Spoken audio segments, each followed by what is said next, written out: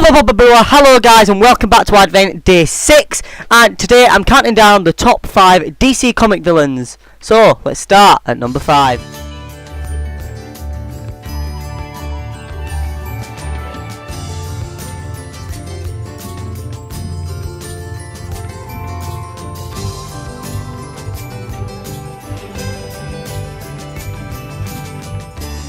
So at number 5 we have a villain of sorts. It is of course the Anti-Monitor. He's not a villain in the traditional sense. He's simply a force of absolute destruction, driven by his very nature to destroy everything in his path, up to and including reality itself. While the Anti-Monitor has not appeared often, his arrival heralds something far more nightmarish than a simple global threat. For the Anti-Monitor signals the arrival of a crisis between realities, a crucible of metaphysical proportions from which survival is, at best, an uncertain outcome.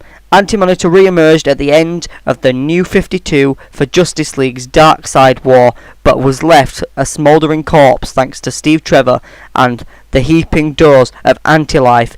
So, on to number 4. At number 4 we have Deathstroke. Deathstroke has always straddled the line between a hero and a villain, and even teaming up with his arch enemies, the Teen Titans, for a time in the old DC universe. Though he's occasionally landed on the side of the Angels, one thing continues to separate Deathstroke from being an out-and-out hero: his killer instinct. Deathstroke is DC's ultimate assassin, a master killer who, with no remorse and no hesitation. He's currently leading a new rebirth written by Christopher Priest, and is rumoured to be one of the biggest villains in Ben Affleck's upcoming Batman film. So, on to number 3. So at number 3 we have Brainiac. It would be easy to write off Brainiac as just an expression of the brains against Superman's brawn, but the real nature of their rivalry is far more sinister.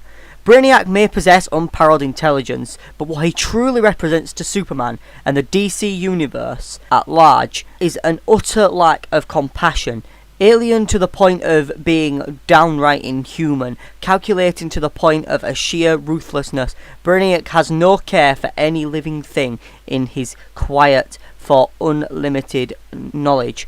Last time we saw Brainiac brought an entire DC universe and all of its many timelines to its knees during the convergence, a crossover that ended with the restoration of DC's pre-crisis multiverse, paving the way for the rebirth which restored even more of the DC's previously jitterstoned continuity.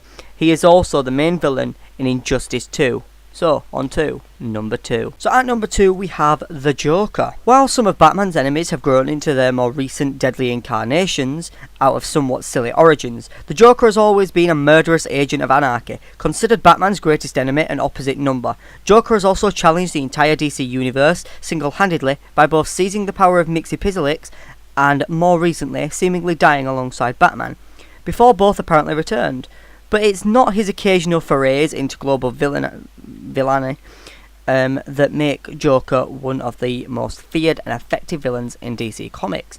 It's his willingness to go further, to strike deeper, and to succumb to absolute evil more than any other mortal in the DC universe. Joker, all three of them, are promised to be a big part of the DC's rebirth plans, but the precise nature of that remains unknown. And now, let's move on to number 1. And finally, at number 1, we have my favourite villain, Harley Quinn. While Deathstroke may be one of my other favourite villains, Harley Quinn is my favourite villain. Harley Quinn may often fall close to being an anti-hero, but the madcap queen of crime's origins lay decidedly with and without villainy.